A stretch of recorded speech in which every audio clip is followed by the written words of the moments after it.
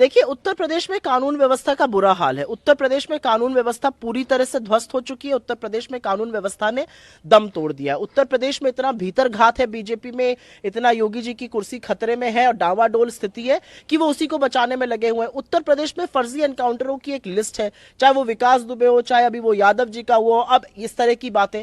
मेरा अपना मानना है कि जिस प्रदेश में एडीजी लॉ एंड ऑर्डर को दंगा होने के 48 घंटे बाद बंदूक लेके सड़क पे चलना पड़े, वहां की कानून व्यवस्था आप समझ सकते हैं। उत्तर प्रदेश में हम बार बार शांति बहाल करने की अपील कर रहे हैं। बहराइच के हालात सामान्य होने चाहिए। सामान्य होने के अलावा वो बद से बदतर होते जा रहे हैं। और ये सच है कि उत्तर प्रदेश की जो पुलिस एक रूट पर व्यवस्था नहीं कर सकी, वो एनकाउंटर करने में सबसे आगे रहती है। चप्पल पहन के करना पड़े फिर भी दौड़ के एनकाउंटर करते हैं। देखिए, भाजपा जब जब चुनाव में कमजोर होती है तो वो दंगे फसाद की राजनीति में, नफरत की राजनीति की ओर जाती है। ये यूपी को कोई भविष्य नहीं दे सकते, ना शिक्षा दे सकते हैं, ना स्कूल अस्पताल बनवा सकते हैं, ना रोजगार दे सकते हैं, ना यहाँ पर पूंजी निवेश लोगों का हो जिससे रोजगार लोगों को मिले, इंडस्ट्री नहीं लगा सकते। भारत के प्रधानमंत्री की खुद सोच है, वो यूपी में आते हैं, कहते हैं गांव-गांव में कब्रिस्तान है तो शमशान होना चाहिए। तो जिस प्रधानमंत्री की सोच शमशान बनाने की है, वो यूपी को क्या भविष्य देंगे?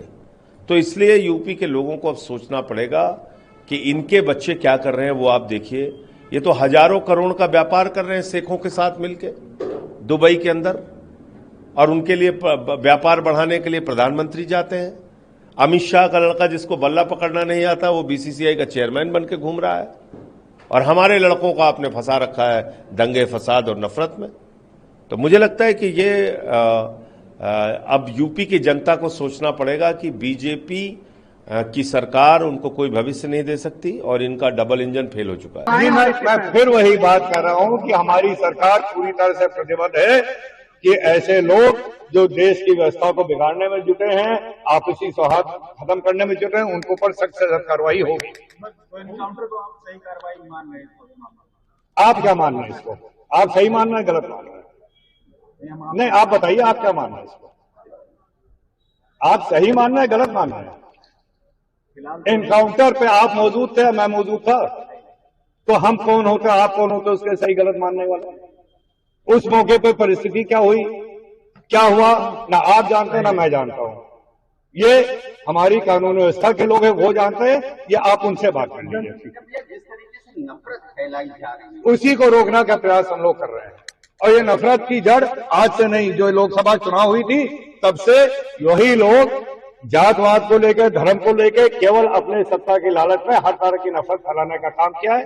लेकिन मैं अपने देशवासियों को बधाई देता हूं कि सबको नकार के उन्होंने तीसरी बार माननीय प्रधानमंत्री, मोदी जी को प्रधानमंत्री चुना है और भारतीय जनता पार्टी की सरकार बनाई है। और जो हमारे समाज के लिए, हमारे देश को आगे बढ़ाने के लिए लोक कल्याण वाले कार्यक्रम है, वो और मजबूती से हम लोग इस पर कायम कर रहे हैं।